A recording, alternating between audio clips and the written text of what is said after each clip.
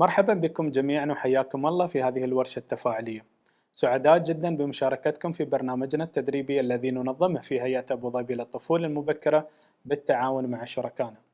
نسعى في هيئة أبو ظبي للطفولة المبكرة إلى دعم مسيرة التنمية الشاملة للأطفال وتعزيز رفاهيتهم منذ فترة الحمل وحتى سن الثامنة، وضمان نموهم في بيئة داعمة وآمنة وتعزز وصولهم لموارد وأدوات إبداعية ومبتكرة، وحصولهم على خدمات متكاملة وذات جودة عالية تساهم في تطوير مهاراتهم وتحسين قدراتهم.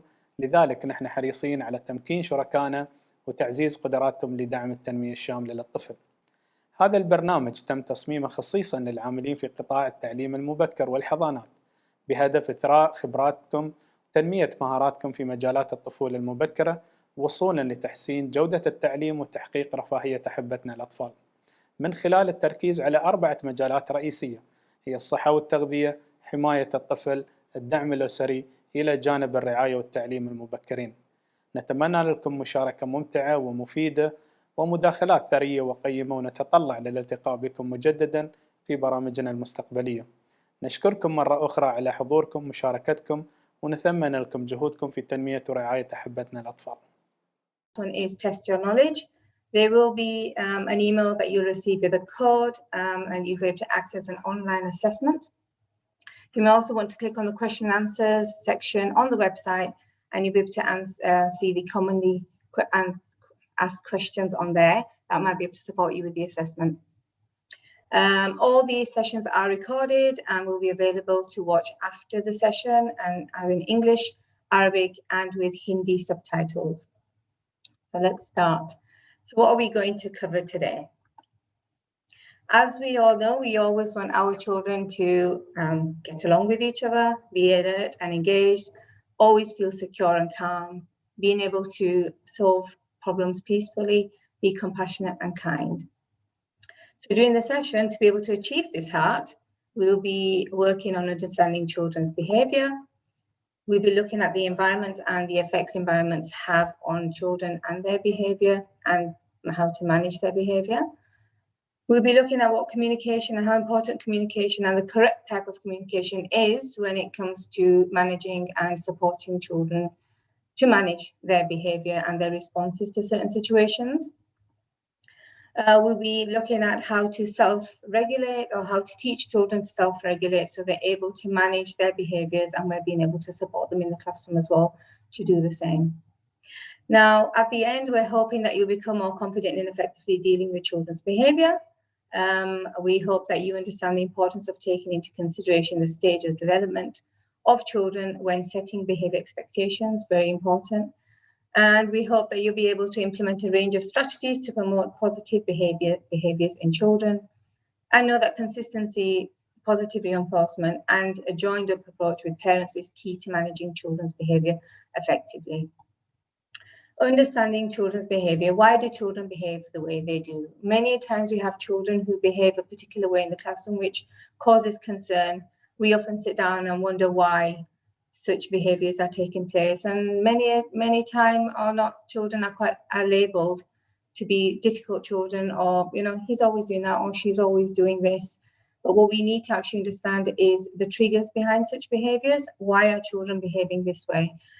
What is it in the environment or in their personalities or what they've been exposed to that are causing children to behave a particular way? I just want you to imagine it was your child's first and last day at the nursery. What feelings would we expect them to take away with them when they come home? We do understand that many children initially would rather be at home than at the nursery, but I think it's our responsibility to make them feel comfortable and for them to understand that we have their best intentions at heart, and for us to create an environment where they do feel like they belong, they feel happy, confident, calm, comfortable and secure. We need to get to know them.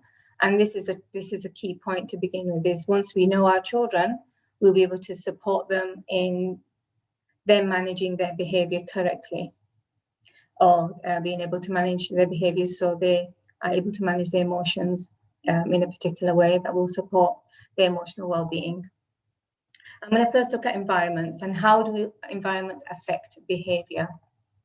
What do we mean by an emotional environment? The emotional environment refers to the whole mood or atmosphere of a setting and how it feels. An emotional environment is one that promotes emotional well-being. It provides stability, and children and supports children according to their individual needs. A good environment or good emotional environment provides children with a calm and soothing atmosphere. It makes them feel like they belong. It makes them feel happy to be there. And it gives them the sense of security or the sense of confidence to be able to explore the environments calmly, collectively, and happily. And most importantly, another component of an emotional environment is you, the adults. As we know that we're there to give them the emotional support and understanding that they need. And we're there to support their feelings and show them empathy. So there's two factors of an emotional environment, and that's the environment itself and us as the educators in that environment. So we do need to look at the environment very carefully when we're setting it up. Does this environment cater to the emotional needs of our children? What effect will this environment have on our child and their behaviours? As Maria Montessori said, a peaceful and comfortable Montessori environment, or any environment in fact, is largely connected to the noise levels of the room. That's one element of it. Two, what do we mean by a physical environment? So when you're in the beginning of your academic year and you go into your classroom, look around and say, look, I need to now set up my classroom for the children who are going to start in September. Or if we do relook at our classrooms as we go in and out, there are a few things that we need to be focusing on. The room setup and the site of activities. Are things cluttered? Is it too busy? Are children able to walk around freely? Is there too much walking space? Is there too much running space? So these are the kind of things that I think we should be looking at when we are setting up our classrooms. We need to look at the colours. Many years ago, it was always known that classrooms should be full of bright colours, bright wallpaper, murals all over the wall. But now I think most recent and over the last few years, lots of research has taken place to suggest otherwise. And the fact that if you use pastels, if you use natural colours, even if you just use plain white magnolia walls, that's more calming and soothing for children than being exposed into a classroom full of different colours, lots of things hanging, lots of different pictures and paintings that have been actually maybe more or less like a collage around the classroom. It does actually trigger negative emotions, chaos in the mind, and uncomfortable feelings. Whereas on the opposite side, if we look at more calmer colours, pastels, we're able to create a calm feeling within children and a bit more of a calm environment as well within the classroom itself. Also, light is a huge thing. There's many classrooms where we don't have access to natural light. In fact, we do actually recommend we reduce the use of tube lights and bright lights, white lights, because that does irritate emotions, it irritates the eye. It is not very calming and soothing. In fact, yellow lights, having natural light come into the classroom is more positive for children.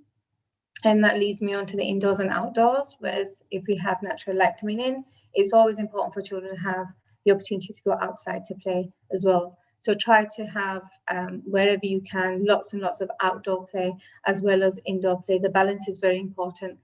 We often keep our children inside thinking they're busy in activities, whereas it does become quite frustrating for children when they're indoors all the time. It's nice to have that break outside, natural light, and the outdoors is a huge plus point when it comes to behavior management. So let's go back. I missed a few. Noise levels, sound levels. A very wise person a long time ago once said to me that a chaotic teacher creates a chaotic classroom. Loud and chaotic teachers definitely create loud and chaotic children or a classroom. So the calmer we are, the lower our voice levels, the calmer the children will be. So that's something that we need to keep in mind. Temperature, we have to, and often we have a little slip on our AC panels saying that we need to have temperature at a particular level. A classroom too cold, a classroom too hot will definitely trigger behaviors that may upset children and their behaviors.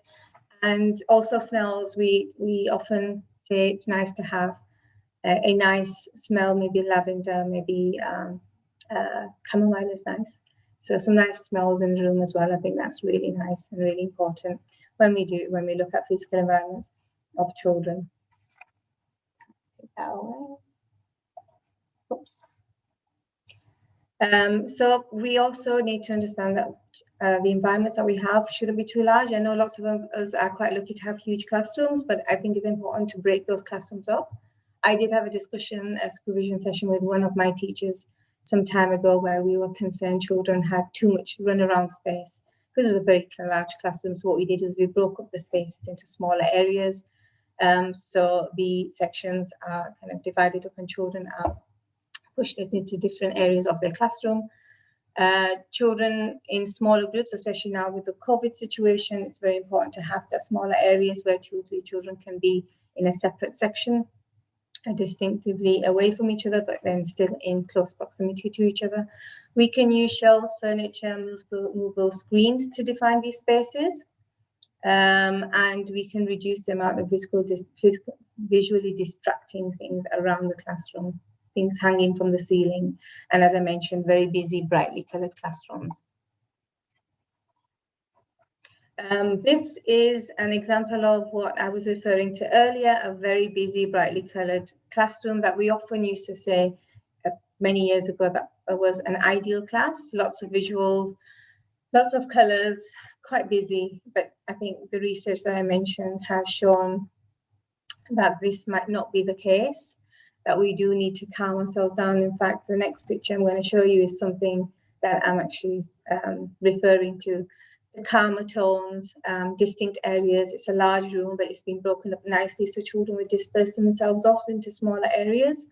There's a calming corner where children sit down, cushions,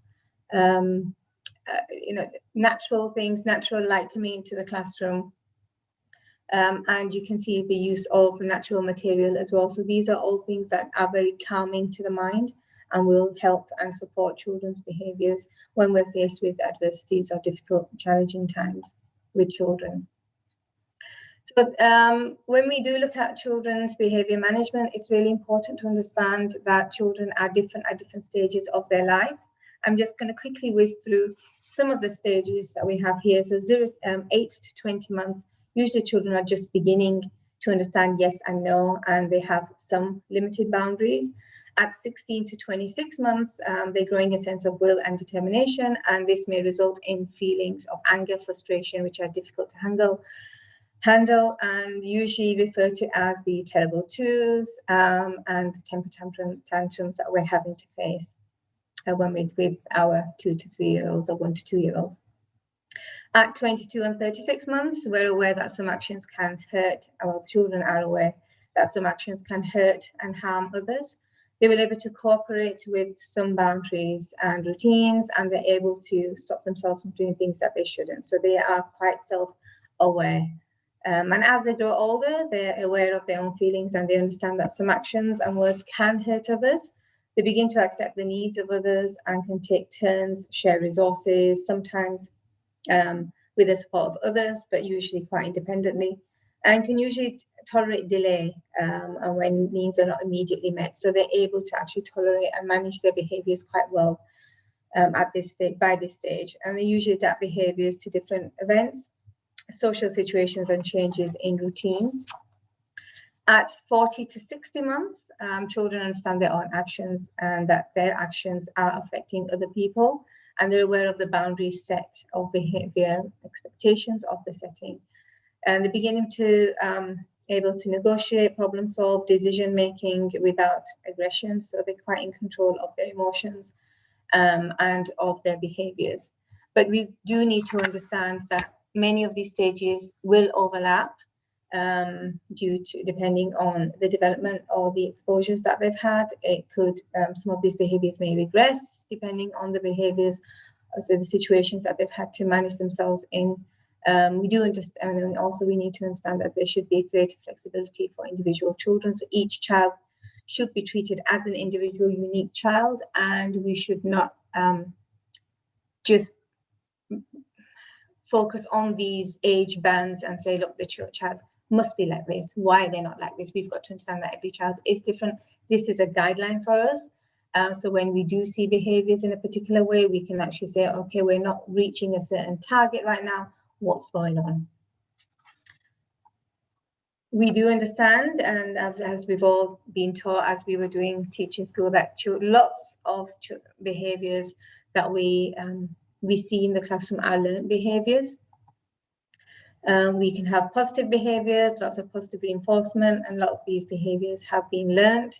And on the opposite end, we can also have negative behaviors. Again, we need to understand that these behaviors are usually learned, or could be behaviors that have resulted in exposures to different circumstances and different environments. And that is where we need to get to. We need to look at those trigger points. So the three things that we all need to use. First one is emotional intelligence. Emotional intelligence is the ability to understand, use, and manage our own emotions in a positive way to relieve stress, communicate effectively, empathize with each other, and overcome challenges that we might have faced or we might be facing currently. And that is the same for children. So we need to work on children's emotional intelligence.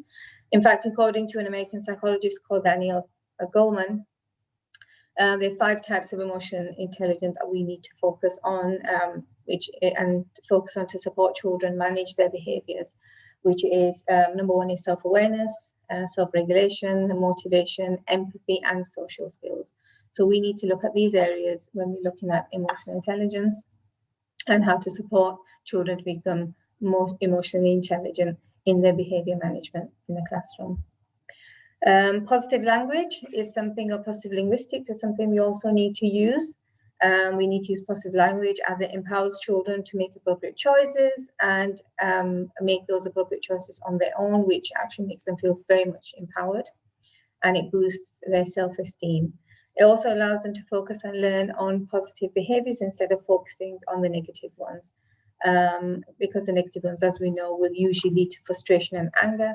So lots of positive language around children will allow them to focus on that positivity and be able to be in control of their behavior. So the outcomes are quite positive. And the third one is positive discipline or positive prompting. Positive discipline is a way of teaching and guiding children by letting them know what behavior is acceptable in a firm but kind way.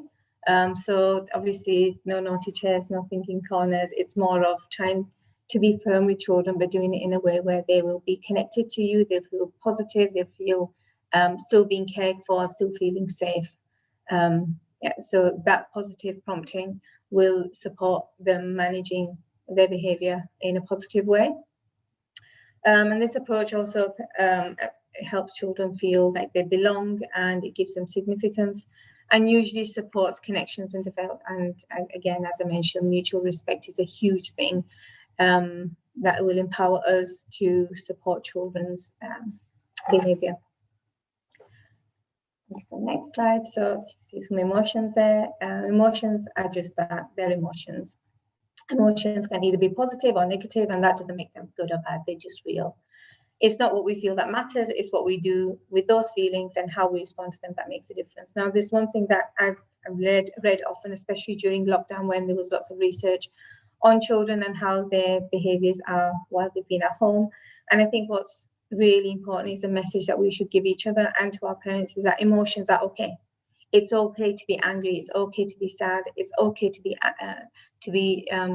feel a sense of guilt, or to be happy, excited, to feel like you are maybe needing support. So those kind of feelings they're real. It's okay to feel emotions, but what the most important thing is how we react to those emotions and how we support children to manage those emotions. It's okay if a child doesn't want to do something, if they're angry or not feeling too good, but our role then kicks in as to how we support those emotions and how we support that child to be able to regulate those emotions. We need to teach children to handle emotions. That's the key. That's the most important thing I'd like you to take away with today, is that we need to recognize their emotion. We need to name the emotion, we need to understand the emotion, and we need to manage and support them in managing their emotion. So it's more of acknowledging that children do have different behaviors and feelings, and they're allowed to have them, and being able and allowing children, in fact, to have emotions gives them a sense of a control of themselves, and that's something that we want to work towards. So not to make them feel bad for having these emotions, but making them feel empowered that they can control those emotions. In fact, we want them to become emotionally intelligent. Being emotionally angry is okay, it's easy, but being emotional angry is easy, but being emotional angry with the right person and situation, this is all going to allow us to support children being emotionally intelligent. We need to be emotional to the right degree, angry to the right degree, at the right time, for the right reason, in the right way. Oops. And this requires self-awareness. So that's something that's really important, and maybe that's something that we can note, and something that we can keep in mind when we are dealing with children who may be feeling angry, upset, lost, that we teach them how to regulate these points for them to feel more in control. Unresilient adults equals unresilient children, and that is an equation or a sum up of exactly what I mentioned about the loud and chaotic teacher creating the loud and chaotic children or classroom. Communication is the response that you get.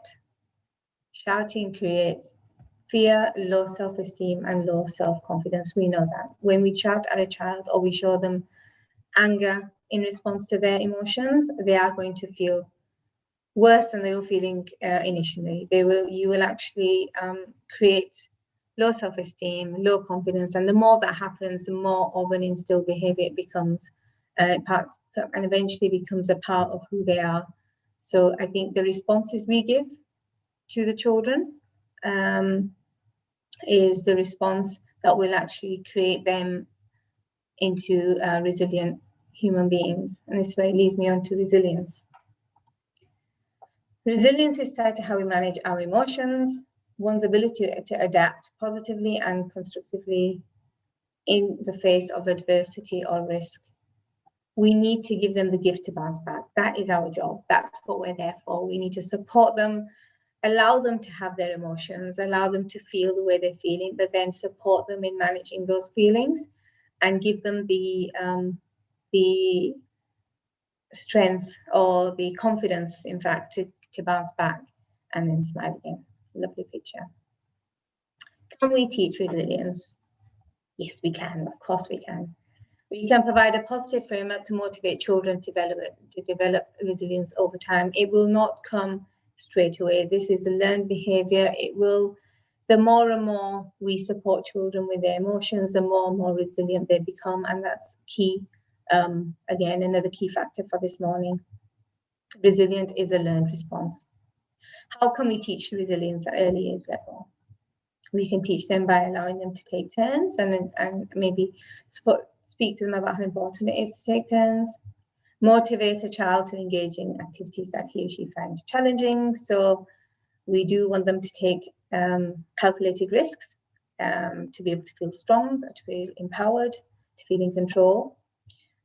We also want to encourage a child to stick to a task, so focus levels. We want them to have an attention span and support their attention span.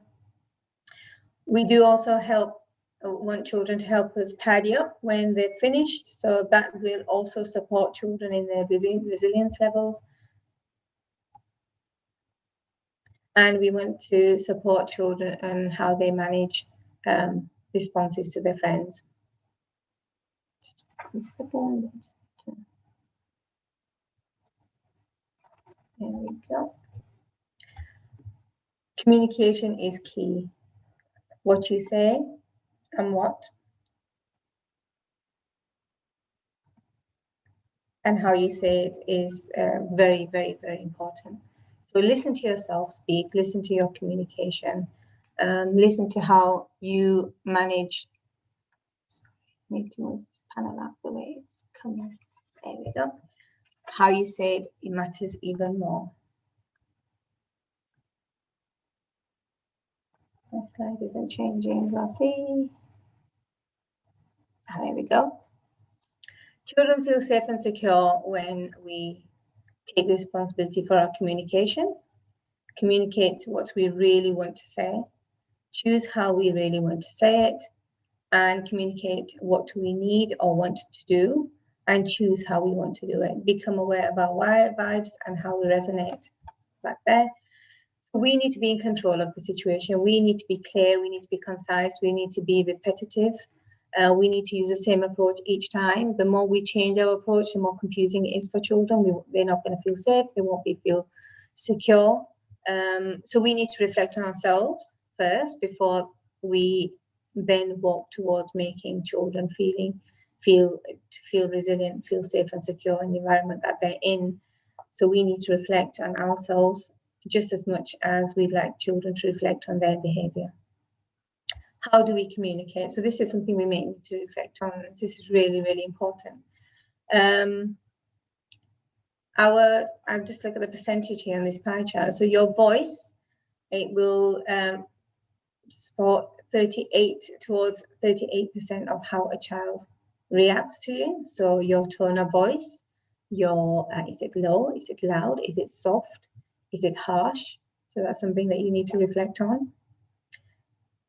Only 7% on your words. So a lot of the time children won't understand what you're saying. They will take cues from your voice and mostly on your body language, your actions, your facial expressions, your touch, the way, your physiology. So how you look, how you come across physically constitutes for more of how a child, towards how a child will react to you when you communicate with them. And only, as I said, only 7% of what you say will constitute to that. So a lot of reflection here on how we bring ourselves about, how we communicate with children, and how important it is to communicate in a particular way. So that's something that we can reflect on as well. That leads on to non-verbal communication, because as I mentioned, what you say is only 7%. So non-verbal communication is very, very important. As we know that vibrations are the first type of language that a child perceives, and when they're in the tummy, when they're in your womb, their memories are triggered by loud, it could be soft, beautiful sounds. And as you know, we always mention Mozart. So music, when children listen, or babies are not born yet, listen to particular type of sounds, they will react when they're out in a particular type of way. Whereas if a mother has been maybe exposed to loud, vicious, angry sounds, or would be that way herself, children will keep that in their mind, and that will have a negative effect on who they are when they are out and when they are at the nursery. So a lot of the time when we look at behavior management, we look at children's behaviors and we look at what trigger points they are. We also look at what the mother's situation was when she was pregnant during the 9 months. What happened? What was she exposed to? What kind of sounds, what kind of situations, what kind of emotions was she exposed to? Because that will and has affected, and most definitely does affect children or babies while they're in the uterus. They understand the energy of our communication even when they can't yet understand our words. Again, coming back to our pie chart, only 7% of words count, whereas the energy that we give off will support children's behavior. Now, I want you to think of these words. These are all non-verbal communications, just as you, as I can't see any of you, so don't worry. What kind of expressions would you show if you wanted to represent these words? If you wanted to feel scared, if you wanted to feel jealous, lonely, offended, if you wanted to feel anxious, confused, happy, embarrassed, sad, thankful, all these are emotions that we can show on our physical face, on our body language, our face. We can show these emotions. Just practice them there. I promise I'm not looking. Some of them are here. Children have their facial expressions, and those are cues to how they're feeling. Just the same, we have Our facial expressions and theirs are cues towards what we give off, the energy that we give away. So this is something I want to take a few minutes for you to have a look at. Now, this leads me to just a little comment here about when we, for instance, if we go to the cinema, I've gone with a friend, we've both watched the same movie, we come out with different comments. We come out with different things that we've seen or we picked up on while we're watching the movie. And they'll be different. My friend will probably pick up on different things, I'll pick up on different things. I might have missed something that my friend actually managed to catch up on, or I might have misunderstood something that was perceived in a particular way. That's simply because we all perceive things differently. And I think that's something that we need to understand when it comes to children. Just because one approach, children will perceive different things around them in a different way. And I think the way we react to those are very, very important. And just because one thing or one approach might work for a particular child, it's not necessary that the same approach will work for another child. And we need to be able to ask, do, and say things differently and what works best for each individual child, because each child will perceive these things differently. So then again, right at the beginning when I said we need to get to know our children, that's really, really important. So once we've gotten to know our children, we will respond to them in a particular way. And we do that at home. We know our children, we know their personalities, we know how they're going to respond. The same way we need to understand how children will respond to particular things in our classroom. Now, we all know one thing I always say is we can't process the negative. I want you to actually keep this cow in mind. We will be touching on it later. Whatever you do, don't think about the cow. Your life will depend on it. Get rid of the cow from your mind. Stop thinking about the cow. Close your eyes. What do you see? I think you see the cow. So we always look at the positive. We try not to focus on the negative. So what I've said in the beginning was can't focus on the negative, but when you close your eye, that was not in your mind. The cow was in your mind. I hope it was in mine. I'd like to look at this comic strip. I think it was a really nice way to explain emotions and how we can handle them through our physical way of handling our state. If you can see here, you can say, this is my depressed stance. He's looking down.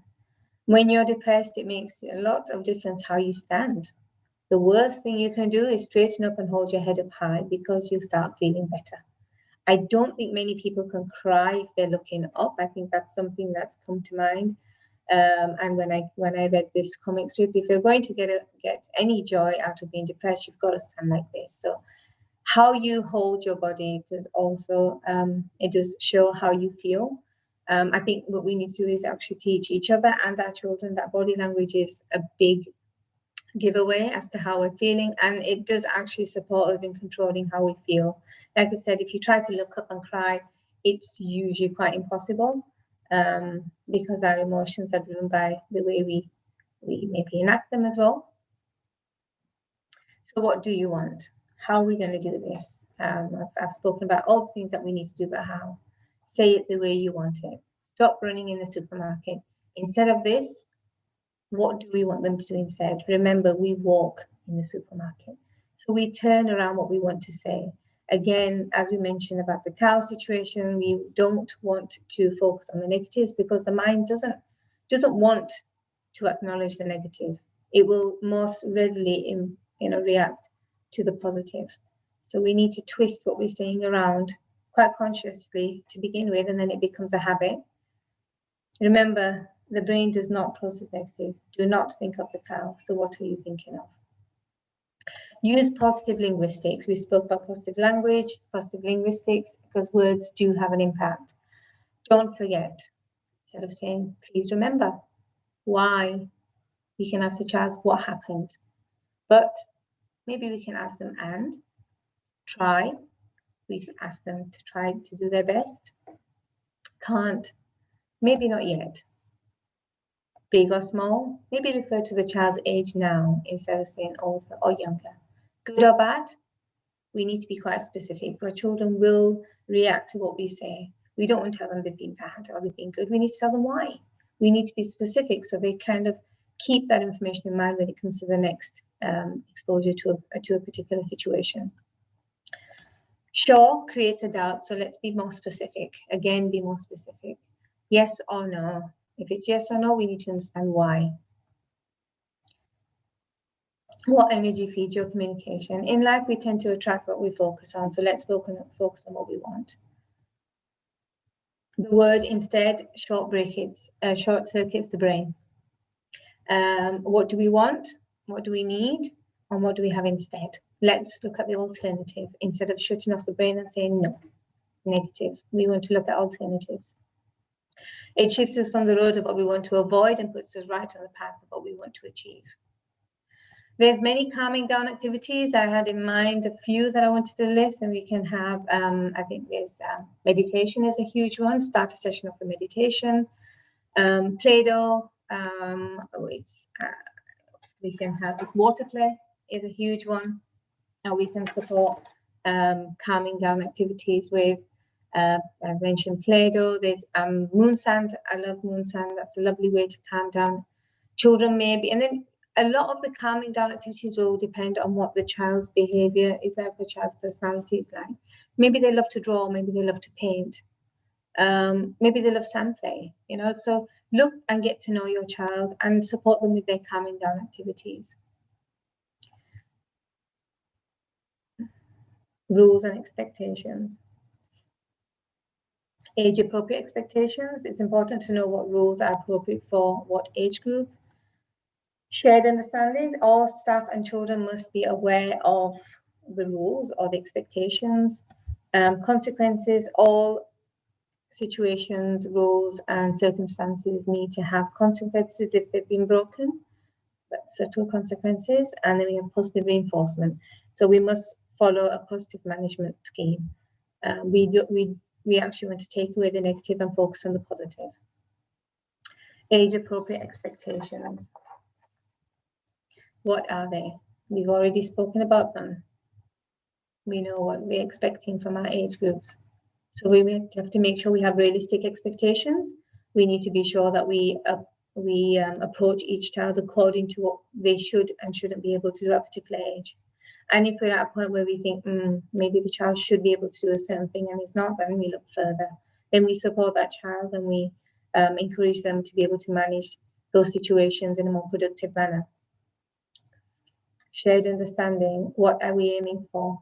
For the child to become self-disciplined, to ensure safety, to develop respect for others, to respect the environment, to develop positive self-esteem, to develop independence.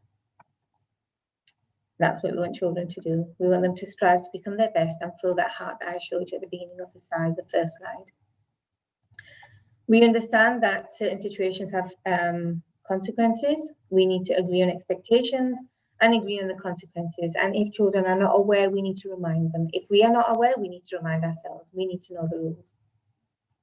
Positive reinforcement. We are gentle. We listen. We do our best. We look after our things. We're kind and helpful. We need to move away from the negative. So all that positive reinforcement will make a huge difference to children and will support them in managing their behaviors in a really positive way. Remember, words are powerful. Words can build up a child or tear a child apart. And that's how true it is. And that's how important our role is. What we say or what we do and how we manage certain situations will either bring a child to be that resilient child, to be that strong child, to be that empowered child, or in fact, if we don't do our job properly, or we don't deal with our situations in a particular way in the classroom to support that child, we might just be doing more bad than good. Clear expectations. Clear communication creates a clear outcome. In the start of the session, we need to talk about expectations. If you have any activity, we need to look at transitions and speak to children about transitions. We need to get their attention. We need them to understand what's going to happen so they're feeling safe in the environment that they're in. We need to look at noise levels. We need to support taking turns. Again, as I mentioned, tidying up and caring for equipment. Meal times are very important. Lots of discussions. It's a calm down, get to know you experience. So meal times, snack times, we often say, eat, eat, eat. No, we need to actually look at the fact that we can have productive conversations during mealtimes. Mealtimes should be unhurried, should be a calm experience, and should be something that children can actually take something away with them, positive things away with them at the end of their mealtime. We need to make rules. Yes, we do. We need to make them together so we respect each other. We don't want to make too many rules. So we don't want children to feel like they're being restricted in any way. We do want children to have a power to take control of themselves, of their emotions, and of how they plan their day with the surroundings that they're in. Maybe have visual and written reminders of the rules if children are older. Visual reminders are good for younger children. We need to verbally remind children of the rules in the classroom. Again, these rules should not be too restricted. They should be there to keep things calm and regularized in the classroom. We need to ensure consistency at home with parents. And that's one thing that I always find is very important, is partnership with parents. If we sit with our parents and we do speak about what we are doing in the classroom and how we're managing certain behaviors and how we organize our classroom and the rules in our classroom. And if the parent does the same at home, and vice versa, we will be able to create a consistency between home and school. And that's very important in keeping children feeling like they're secure, feeling like they're in safe places in both places, home and the setting. ABC observation is something that is used often, especially with children with particular needs. So antecedent, what event or action occurred immediately before the behavior. So we need to look at the trigger points. We need to look at the behavior. What did the child do? And obviously it's an observed action. So what did the child do in reaction to that? And what have been the consequences of that response immediately after the behavior?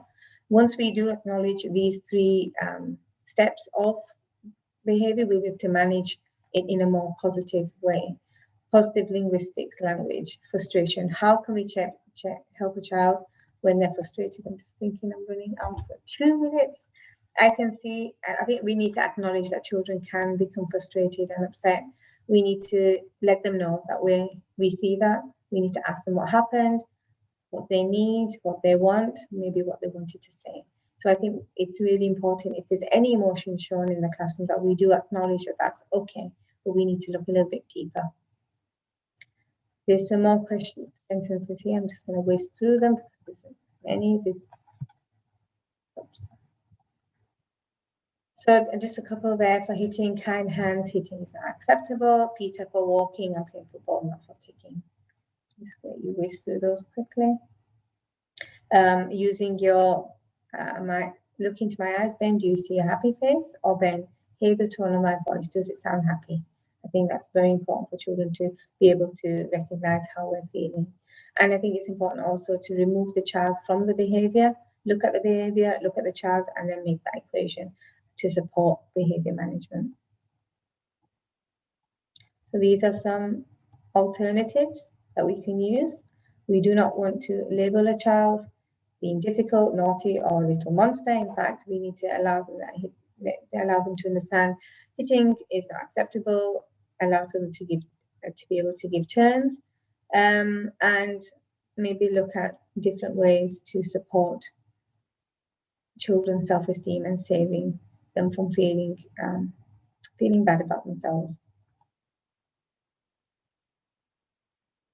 Discipline is very important. We do not work on punishment. We look at the different ways to be fair and firm. Encouragement, using lots of communication skills, conveying courage and believing in a child, and lifting child's self-esteem, boosting his and her internal motivation. Lots and lots of encouragement. No bribes. Bribes don't work because children will only do a particular behavior because they know they're going to get something at the end. We actually want them to understand that behavior is positive for them, not positive only because they're going to receive something at the end. So lots of communication skills, lots of encouragement, lots of praise. So praise efforts as well as achievements. When you feel good about the child, we need to say so. We need to let them know why we're feeling good about them, because all these little things will support their management. And we need to accept that everyone is different. Praise should be given fairly and consistently. Praise is not verbal, it can always be physical as well. These are some of the behaviors that we want to avoid, and ways to avoid them are lots of role modeling, applying, setting rules, redirecting behavior, being fair and consistent, reviewing, planning, and involving parents. These are all ways that we can avoid those negative behaviors that we don't want to see in the classroom.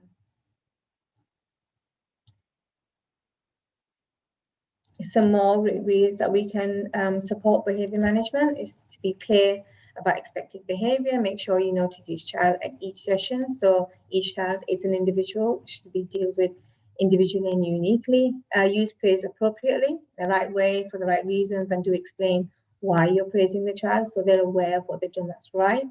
And maybe use visual cues to remind children of what is acceptable and what will maybe upset the children around them, or even the adults around them. Adults, I'm actually going over time. I'm just going to whisk to this last slide here. So we'll intervene if there's a danger posed to other children. We'll gather information from children, help children understand each other's ideas, and restate the problem. Consistency is key. What they see, what they hear, and what they feel.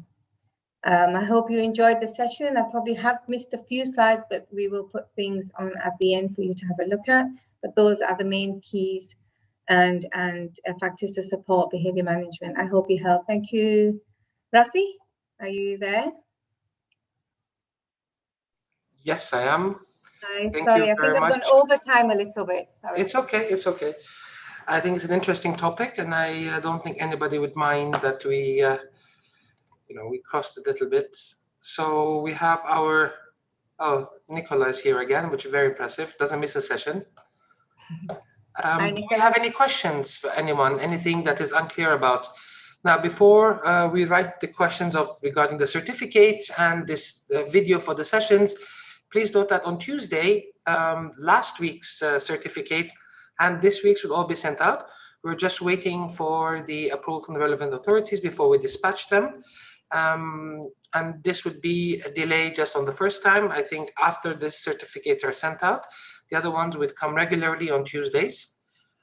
So this Tuesday, you're going to get the certificate for both sessions and the link for last week's video and this week's video, and a link to our resource library where you can download the presentation and the footnotes and any other material that is available. Apart from the amazing praises we're getting, is there anything else that somebody would like to ask? We do have a few minutes to address a few concerns. So come on, guys, hit us with what you've got. Questions? Lots of thank yous. Thank you so much. Yes, as I said, the certificates will be sent out on Tuesday. So I do understand that you have not received the certificate. Apologies for that. If you have any, another question. That's for you, I think. Yeah, before.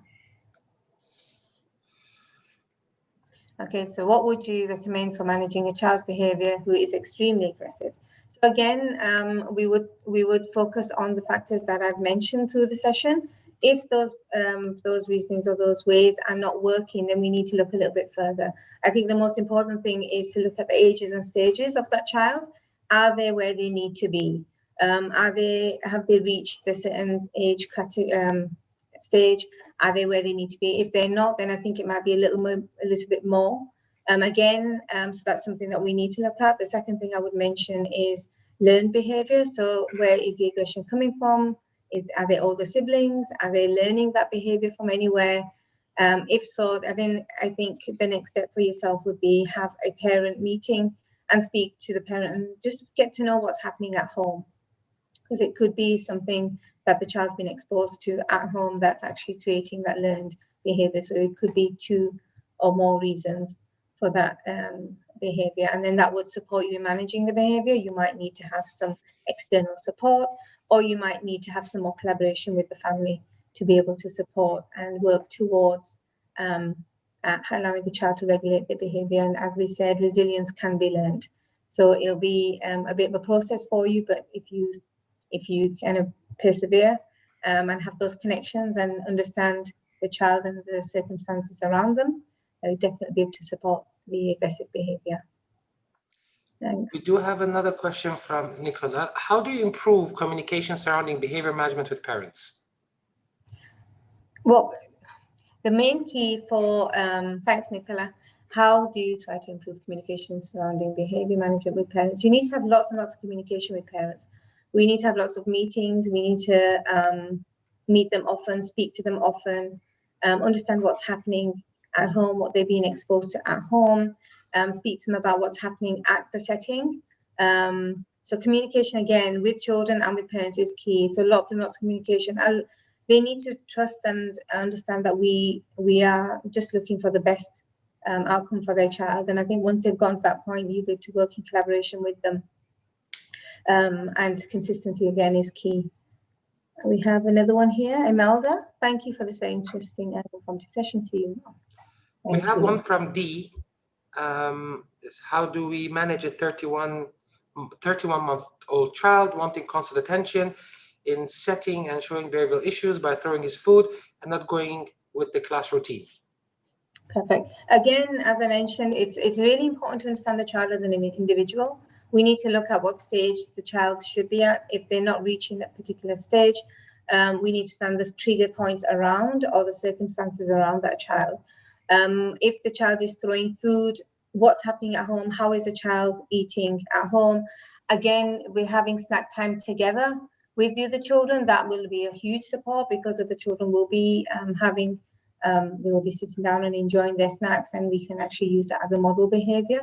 So modeling behavior, positive reinforcement, lots of positive words, and then getting to know what's happening at home as well, which is really important. This is why I say parent communication is key.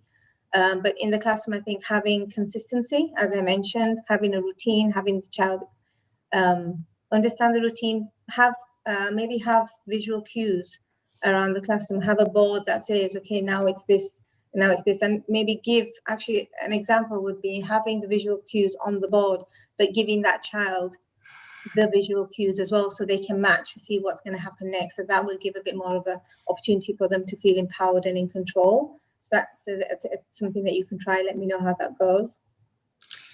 We do have two similar questions from Bia and someone who hasn't put their name in, but they've logged in from a Galaxy A71. Okay. It's about dealing with hyperactive children. Okay. Again, I spoke to you about the way your classroom is set up. That plays a huge role in having children who are hyperactive.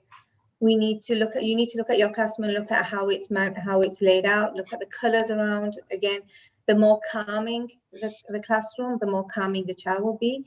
Definitely have a calming corner. We usually call it the reading corner. Have some fairy lights, have some nice cushions, somewhere where the child can probably take themselves away from the action or the maybe something that they're not being able to manage. Going to a corner with other children or even by themselves in a quiet corner. Have a calming atmosphere. Make sure there's no open space for children. Break down the classroom so there's cozy areas, smaller areas in the classroom where children can disperse themselves to. Have a look at the calming activities that I mentioned as well. So be sure to have meditation in the morning before you start the day. That's really important. Have Play-Doh, water play. I know with the COVID situation, you can't do it as a communal activity, but we do have individual trays. We actually purchased IKEA trays for each child, and they can have their own Play-Doh play time. They can have their water play, sand play. If the child enjoys writing, playing with paints, have that area set up for them. So all these things will calm them. I know a lot of the times we're kind of pushed into having children follow the routine of the class, but I think if we start looking at each child as an individual, we do know it's okay to kind of deviate from that a little bit and have children do something that they're more comfortable with than force them into a particular routine, because that does disrupt children and their behavior management as well. Shamila, there's a really nice question, and we're skipping through a few first because I think this is a very important one, especially in the region that we're in. How to talk with the parents to explain their child's behavior without hurting or upsetting them. Because parents might be a bit overprotective over their child, or feel that you're insulting them by telling them that their child is hyperactive or is So I think this is a very important. Yeah, it's a point to very address. important question, and it's something that we're often faced with. We're always a bit apprehensive with the responses we're going to get when we do speak to parents. Now, what I do often say to my teachers, and the approach I use myself, is when we do sit with parents, the first thing we do is we ask them, we speak to them, and let them speak to us about how the situation is. Ask about sleep routines, ask about behaviors at home, ask about siblings, how siblings are behaving with the child. And we usually, more often, over the 16 years of management experience I have, we normally get parents to say how or what's happening or what our concern is, and then we kind of add on to that and take that forward. In the small instances where parents said, my child's absolutely fine, there's nothing going on, that I just say, look, there's certain things that we're concerned about. And then we kind of slowly edge into it. We don't want to shock the parents. We can take it step by step. So we maybe want to spread it across a couple of sessions where we slowly mention a couple of things. And then in the next session, so they know that we're keeping them up to date. So slowly we kind of break the information to them so they're not feeling shocked, because no parent really wants to know that their child is causing an issue or causing concern, because for them, their child is absolutely precious. I think that's something that we need to keep at the central and the most integral part of it is that. And if we keep that in mind, we will slowly be able to edge our way through. And usually we do manage to get to the parents, because internally parents are aware, and we just need to crack the surface gently to be able to get to them. Now, there is a question that I've also handpicked. I'm sorry, everyone. We're just going to questions that we think that are very important and a larger number of people would benefit from. This could be a little off topic, Shamila, but I think is also a very important point to address. What is the best way to approach parents if we notice that the child has special needs? I think this is because I know from my days when we were in school and from friends we have, a lot of parents would ignore, and they would think it's just a phase that they would go through, and teacher would have a difficult time communicating this. Do you have any points? Yeah, I think a lot of it's the same steps that I've spoken about in the previous answer, is have that connection with parents and communication, and get to know how they feel about things that are happening around the child and in the home atmosphere, or when they take the child out, what they're noticing. If they're not being able to communicate those concerns to us, I think constant communication with the parents and little triggers, little points here and there, eventually if things get really out of hand and we're really, really concerned, I think the best way is to call parents in and say, look, there are certain things that we're concerned about. We do need to refer to the ages and stages again. So we need to have certain information in front of us, for us, not for the parents, just to say that, there's certain expectations or certain behaviors that we expect to see with a child at a particular time. And if we're not seeing those, we work on strategies to be able to see those. And if a parent is still not being able to manage, then we slowly edge our way through into that conversation. And the easier and the faster we edge into that conversation, the more constructive feedback is going to be, and the more constructive the outcome will be.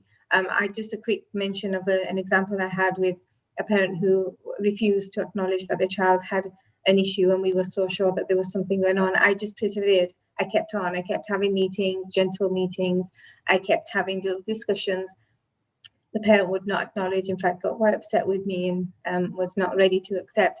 Went away over the summer, came back to me after the summer and apologized and said, Shamila, I'm sorry that we didn't listen sooner.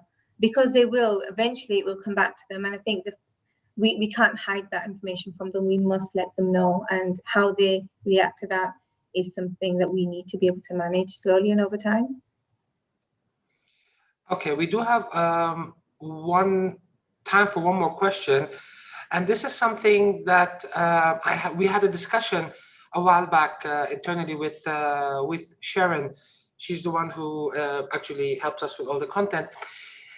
Because of different nationalities and cultures and things that are accepted with parents, what is the best way to tell the child that what he or she is doing at home is not acceptable in the classroom?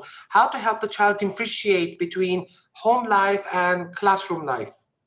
Yeah, I think clear expectations, as I mentioned, clear expectations, clear rules at the very beginning, and consistently mentioning those and revisiting those rules. Visuals are amazing. And I think because of the common culture in the classroom and watching other children around them behave a particular way, children eventually, and it won't be a snap of the finger, all of a sudden change. It will be over time. You're trying to change the mindset of a child to behave a particular way at home and a particular way at the setting. It will not be an overnight change. It will take time. And I think we just need to persevere. We just need to be consistent with our expectations, and lots of reminders, lots of visual cues, lots of group activities, so they see what is acceptable within and what is the norm within the classroom setup, and the fact that they can adjust their behavior to manage home setting. And because children are resilient, if they're able to manage different languages between different people, knowing that they can speak a particular language at home, but then switch to English when they come into a setting and so on, and speak a different language with the grandparents, they are able to eventually manage their behaviors to change in particular settings. Well, thank you very much, Shamila. This has been very informative. I hope everyone benefited from the session. And as mentioned, on Tuesday, the link with the recorded video, the presentation, and the certificates will be sent out. Again, I would like to thank everybody for attending, and thank you for being amazing and taking care of our kids and providing a better future. I wish you a lovely week, and see you in the evening for those who've registered for the next session. Yeah, I'll be doing the STEM session in the evening. So if you want to see me again, I'll see you again in the evening. Thank you. Thank you very much. Thank you, Rafi. Have a lovely day.